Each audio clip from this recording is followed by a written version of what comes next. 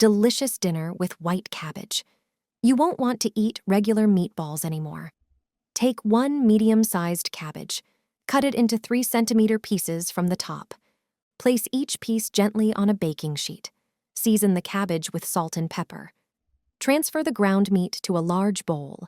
Add 1 finely chopped onion. Crush 3 cloves of garlic and add them to the meat.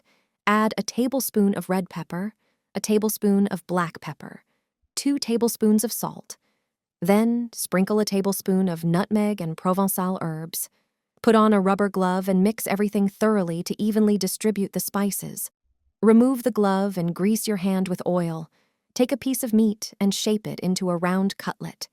It should be the diameter of 1 cabbage leaf. Then, place it on the cabbage. Repeat the process. Add 50 grams of chopped chives to the bowl. Add 30 grams of dill. Then, transfer 200 grams of natural yogurt to the bowl and 20 grams of tomato concentrate. Mix everything thoroughly until you get a uniform consistency. Spread the mixture over the cutlets with a spoon. Cover the meat completely.